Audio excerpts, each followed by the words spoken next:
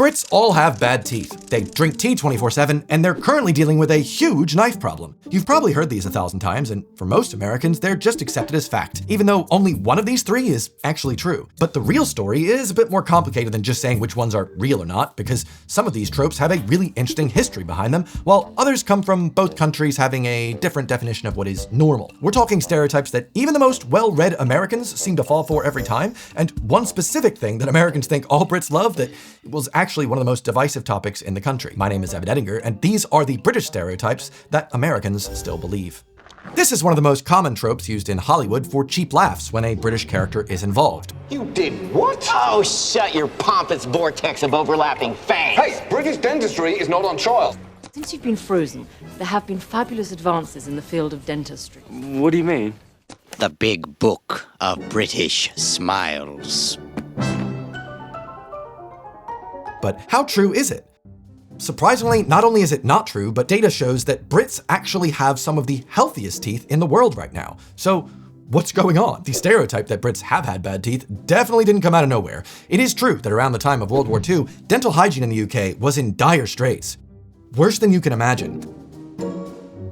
According to the Teviot Report, which was the landmark 1944 government inquiry into the appalling state of the nation's teeth, the situation was a national emergency. In 1938, only 9.1% of 5-year-old children examined in Cambridge, of all places, had naturally sound teeth. And in Scotland, they found that on average, out of the 20 teeth a child had, 7 of them were either decayed or missing. And this was for British children. When it came to adults, the report found that 86% of women and 90% of men enlisting in the army required dental treatment before enlisting. And a sample of ordnance factory workers also found only 1% of workers were fit in respect to their natural teeth, with over 50% of the workers already having dentures.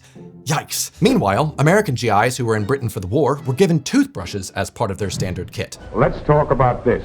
It's the GI toothbrush. We think it's the best brush you can get, designed to reach any section of the mouth. But they would have interacted with many different Brits while over here, and probably cracked jokes about the state of British teeth being cracked to their families back home, and the stereotype pretty much grew from there. But 3 years after the end of the war, Britain established something to help solve this very problem: the National Health Service, aka the NHS. For its first 3 years, the NHS offered Brits free dental work. This caused such a huge demand that the NHS eventually introduced patient charges specifically for dentures and certain dental work. The thing is, it worked. Once the NHS made dental care a right rather than a luxury, the British smile began a slow 70-year transformation. We went from a nation where getting dentures before your 21st birthday was pretty common to having some of the lowest rates of tooth decay on the planet. If you look at the DMFT index, which is the global gold standard for measuring dental health, the improvement is staggering. In 1963, the average British 12-year-old had 5.6 decayed, missing, or filled teeth. That's the DMFT, by the way. 20 years later, the number dropped to 2.9, and by 2013, it plummeted all the way to just 0.7. To put that in perspective, the UK now consistently outranks the United States, where the average 12-year-old has a DMFT score of 1.3. Statistically, a British child today has about half the tooth decay of an American one, and the NHS still provides free orthodontics to those under 18 who need it. So interesting that the US makes such a big joke out of British teeth being bad when, well, looks like the shoe is now on the other foot. But the thing is, the NHS wasn't designed for aesthetics. It was designed for health. It was built to ensure that your teeth didn't rot out or cause you pain or cause you to basically have any effect on your normal day-to-day life. It wasn't built to make you look like you have perfect teeth. You know, just that you can get on. Whereas in the US, Hollywood actors and those in front of cameras would increasingly be getting their teeth whitened and straightened, causing a lot of Americans to perceive this as a sort of standard cultural practice. In the UK, the opposite was happening. The culture in the UK on this sort of dental work is sort of perceived similarly to that of plastic surgery or modern lip fillers, as in it's just more for vanity than for health. It's not quite a one-to-one, but that just seems to be the vibe. The UK TV show Top Gear even had a running segment where 2 of the hosts bullied the other for supposedly getting his teeth whitened, and they were on TV. They were pretty much TV stars. I have not had my teeth done. I prefer to spend my money on petrol than on teeth whitening. I have not had my teeth whitened. It is the sort of car for people who worry too much about their teeth. What's this? That's a tooth whitening kit. I have not had my teeth whitened. What, they've just become white? In the same way that yours have gone green. It's It's just complete opposite culture. What? You got your teeth whitened? Lame. In truth, and you might not know this, but the average American has the ability to walk into their local Walmart and buy teeth whitening strips with up to 14% concentration of hydrogen peroxide. That sort of thing is not legal in the UK. Not by a long shot. I want you to guess what you think the highest percentage of hydrogen peroxide is allowed on UK shelves over the counter. Oh wait, if you guessed anything that is an integer value, you've actually failed, because in the UK, the highest you can get over the counter is 0.1%, which only goes up to 6% if it's prescribed by a dental professional. So Americans might have whiter teeth, but they're not as healthy under the surface as British teeth. Are whitened though. Brits drink a lot of tea. This is a stereotype that has a lot of data behind it. According to data from the United Kingdom Tea and Infusions Association, which sounds like a fun association to be a part of, the average Briton drinks 532.5 cups of tea each year.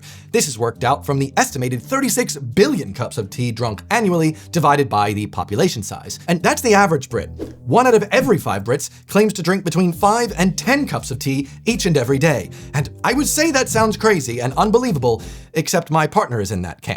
Now, I'm not a fan of padding videos out with information that most people probably know, so if you didn't know, fun fact, tea has been really important culturally to Britain. In fact, it still very much is, with many people in the north using the word tea interchangeably with dinner, or the final meal of the day. Historically, many of the UK's most important political discussions were actually discussed in tea rooms in Parliament, and the British military even had dedicated boiling vessels inside their army tanks. Every tank that Britain made after the Second World War had one of these in it, something called a boiling vessel, so crews can have a hot drink, safe and protected. And it's an amazingly popular bit of kit. Even though I don't really drink that much black tea these days, I definitely can admit that I drink more than I did when I lived in America. In fact, one of the earliest videos that's still up on my channel right now, that's still public, is a video of me saying that I didn't really like tea, and I guess that's funny. That was like one of the last videos uploaded before I left the States. So, hey, that changed. I like tea. But basically, even though I don't drink that much tea, I always still try and offer a cup of tea to guests if it's not too late in the day. It's just what you do here. So this is one stereotype Americans believe about Britain that is actually still true. But one thing I'm always asked about living in London is how I deal with it being rainy all the time. Well, truthfully speaking, I don't, because it's not. If you look at the actual volume of water that falls from the sky, London is significantly drier than almost every major city on the US East Coast. And even Dallas, Texas, hot Texas, they get more rain every year than London. Okay, then why does this stereotype exist? We might not get huge downpours in London very often. In fact, I kind of miss how much we'd get huge rain in New Jersey. Like sometimes it'd be so torrential, you couldn't even see out your windshield. Scary, but also kind of exciting. But the thing is, in London, the skies can prove to be pretty much just cloudy and gray a lot of the times, and the majority of the rain you really get in London is that really thin rain that makes you debate whether it's even worth bringing an umbrella with you or not. It's just so light. And if we do get a light rain in the day, well, it might just clear up quickly, so that still counts as a rainy day even if it was only for a little bit. This is why some might consider Dallas, Texas a dry city, as it receives 965 millimeters of rain per year, but only across 80 days. Whereas in London, well, London receives half of that amount of rain as a volume, but across way longer time, over a month's more. It doesn't really rain a lot, but it lightly rains very often. That said, and this is not a joke, as of the filming of this video, since this year has started, the UK has experienced rain in some part of the country literally every single day. This has been a particularly wet winter, but if you visit the south of England in the summer, the odds of you getting rain every single day are very, very low. You might get rain once. It's not that rainy. It's like I said, I feel like London is so much windier and so much cloudier than it is rainy, but hey, that's the stereotype, and it is based in truth. We get rain often, it's just kind of pissy rain. The one stereotype that seems all over social media these days is that Brits have bad food. British food is just really bad. The popular meme I've seen is that Britain colonized loads of different countries to take their spices, only to never end up using said spices. So it's a funny meme, sure, but is the stereotype true? Its origins come from the same place as the one about British teeth: American soldiers in World War II Britain. For many years, Britain was a melting pot of different cuisines, thanks in part due to its very vast trade network. But during World War II, Nazi Germany put a concerted effort into attacking Britain's shipping network in an attempt to, well, starve the nation into submission. So during the war and the 9 years that followed, the British government enacted strict rationing measures out of necessity. The government used ration books and points to limit staples like butter and sugar, and to prioritize what could be brought into the country, which also made non-essential imports, like many spices, a lot harder to get. People made do with what they could get their hands on. Maybe if you play your cards right, you'll be invited to supper. Come in. These are proud people, and they don't like to tell you the things they're short of, and their food is so severely rationed. So, don't grab a handful of tomatoes. They're rare luxuries. Go easy with the meat. They each only get 25 cents worth a week. Go slow with the butter, and tea, 2 ounces per person per week is all they get. And sugar, each person, 8 ounces a week. Jams and preserves, 4 ounces a week. They have very little to give to other people. Remember, they won't tell you these things. One of the items not rationed, though, was eels, which is part of the reason why jellied eels exploded so much in popularity in London's East End. I've made an entire documentary about that and what happened to jellied eels, linked above. But for American soldiers in Britain, at the time, British food would have been bland, beige, and whatever the restaurant owner could access. So the GIs were sure to share the horrors of British food to their friends and family back home until the stereotype really took hold. The interesting thing here is that after rationing ended, British food began to experience a bit of a renaissance. Many citizens of the Commonwealth came to Britain and brought with them the flavors of their home countries. The most famous example of this being the chicken tikka masala. While the origins are debated, the most popular story is that the chicken tikka masala was invented in Glasgow in the 1970s by a Pakistani chef who used a tin of tomato soup to create a sauce for a customer who found his meat too dry. Today, it is so ingrained in the culture here that it has been officially called a true British national dish. And on a personal note, it is one of my absolute favorites, and if you do visit Britain, you gotta try a chicken tikka masala. It's just freaking amazing. But Britain also doubled down on its comfort food classics during this period, like its pies, full English, and Sunday roast. And Britain currently has over 200 different Michelin-starred restaurants. You'd be surprised how many tourists I've taken out for a bite to eat in a pub or a restaurant in London, only for them to say it was way better than they expected. Yes, a lot of British food is historically quite beige. Have you guys seen this platter of their frozen food they put out at parties? Yeah, that looks bad, sure. But the thing is, maybe this negative stereotype about all British food being bad actually works out in everyone's favor because it keeps everyone's expectations low. So when they come, they're like, wow, yeah, actually, better than I expected. Quite impressed. Also, like, you gotta hand it to the GIs. Like, if I was in a country and going to restaurants and I was pretty much eating ration level food, like the same quality I'd get in the army, I'd also be like, wow, what the heck is this? So, fair play. Bit frustrating, but hey, if you do visit London, if you do visit Wales, if you do visit the other cities, my favorite cities in the UK are London, Wales, and Ibiza. If you spend any time on the American side of the internet, you've probably seen the comments. Whenever there's a debate about gun control in the US, someone inevitably chimes in and says, well, look at London, look at the UK. They banned guns and now everyone's getting stabbed. Knife crime is out of control. It's a textbook false equivalence. This is one of those stereotypes that's repeated so many times by right-wing media in America that even those on the left have begun to think it's real. This is the most statistically dishonest stereotype about Britain.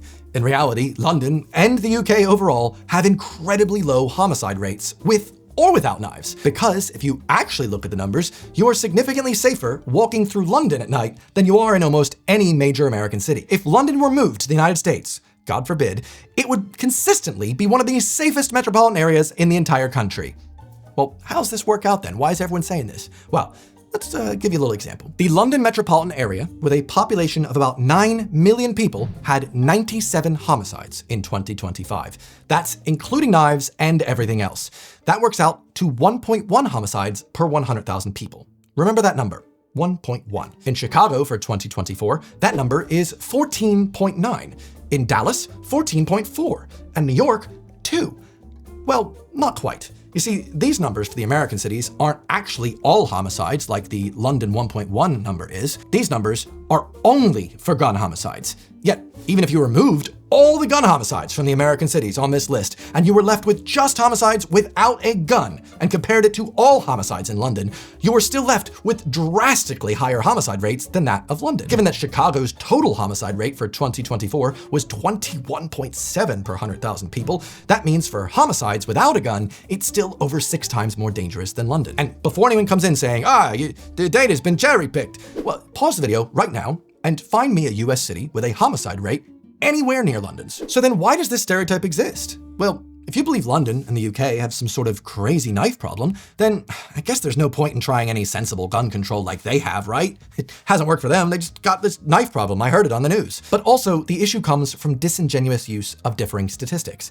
Even in this very video, I hope you've been able to notice the different language that I used. Knife crime versus knife homicides. This is actually a different stat. It is true that for the year ending in March 2025, according to the Office of National Statistics, there were a total of 53,047 offenses involving a knife in all of England and Wales.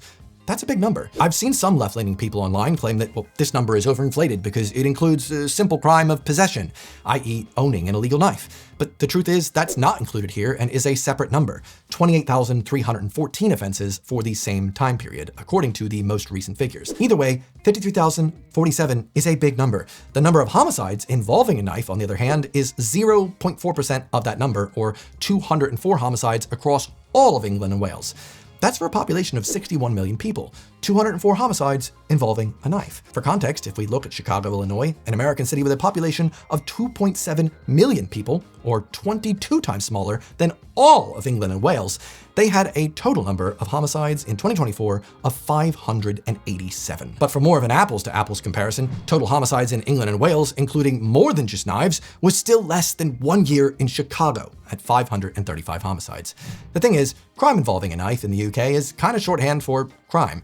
If knives are the most offensive weapon easily accessible here, well, that means that anyone wanting to commit a robbery or burglary is usually going to have to be carrying a knife around at least. That doesn't mean everyone up and down the country lives in constant fear of knives. The only people that are still living in a constant fear of knives are those who spend more time on Twitter than they do outside. As always, when you see data about sensitive subjects like this, you should always try and think critically about the message alongside it and the context that's usually missing. If you want to know why a lot of knife stereotype nonsense is often targeting London, I recently made an entire video exploring that very thing. Turns out, a lot of it is just fake AI slop, but it makes you think London's very scary. And we can't end on such a tense subject, so why not pick a topic that all Brits love? The royal family. Not quite. Well, I heard the TV show's good though. But from lived experience, Americans seem to care a good deal of a lot more about the royal family than most Brits do. Granted, there are certainly Brits that treat the royal family's comings and goings like the only thing that they have going on in their lives, but most Brits are pretty apathetic about the topic, at least the ones I've talked to. This hasn't always been the case though. This stereotype is based on the fact that many decades ago, the British monarchy was something that a large majority of Brits felt was more important, as the data does show. But as the years have gone on and the controversies have continued to roll in, this number has steadily decreased. And these days, people are mostly split. So I wouldn't assume that a Brit that you meet loves the royal family or not, but I would assume that they have other things in their life that they probably care more about. Maybe just offer them some tea. Even if they're not a fan, they no doubt appreciate the gesture. But if you think you understand stereotypes, here's a quick quiz. Out of these 5 countries, which one do you think watches videos like this for longer? The US, the UK, Germany, Canada, or Australia? If we're going off purely stereotypes, you might assume it would be the US or the UK, as people would stereotypically want to watch videos about their own countries or its perceptions more. But surprisingly, the answer is Germany, Deutschland, at 9 minutes and 40 seconds, then Australia, UK, Canada, and America. At least that's what my YouTube analytics say, so thanks for subscribing. But the thing is, stereotypes aren't necessarily a bad thing. They help us form an idea about something with incomplete information. So long as when you get more information, you actually update your understanding rather than clinging to outdated intel, then everything's fine. But before I wrap this up, let me just take a quick second to thank today's video sponsor. If you've spent a lot of time on the internet these days, you've probably noticed spam is all over the place. You got spam emails, spam calls, you got people even sending spam letters to your inbox. It's very annoying. Thankfully for me, I use today's video sponsor, Incogni, to get around that. The thing is, every website you're visiting these days is collecting information about you. I've got loads of these extensions from my web browser that I can see all the different cookies they're trying to track, and I'm like, holy crap, sometimes it's terrifying. And these websites will take that data, they'll make a profile about me, and then they'll sell it to a data broker who then is collecting it, and hey, maybe they'll sell it for marketing and try and market things to me based on what they know, and they'll just send me spam emails, spam calls. It's very annoying. And I have the right to email these data brokers that have my private data and say, get rid of it. But there are so many data brokers with my data, it's overwhelming. So Incogni steps in and they basically send all these emails. They spam these guys and go, hey, get rid of Evan's data, boom, boom, boom. And look at this, the line just goes up. Since signing up to Incogni, it just keeps going up, the amount of data brokers that they have emailed on my behalf. If you're someone that's getting a lot of spam calls or spam emails recently, why not sign up to Incogni today? I believe they have a 30-day money-back guarantee if you're not satisfied with the service. And hey, if you use my link right here, you can get a lovely discount. So thank you very much to Incogni for sponsoring. Go check them out. Without further ado, let me wrap this up. Welcome to the outro. Hello. Well, I hope you liked this. There is one big stereotype you probably noticed was missing out of this video. The reason being, I plan on uploading an entire video about that, as I just find it a very fascinating topic that is deserving of its own video. So hopefully, if you subscribe or ring the bell or whatever, well, you'll catch that in your feed soon. Otherwise, if you do want to know why the internet thinks, London is a very scary place recently, I'll link that video above. Thanks for watching, and I'll see you next Sunday. Bye.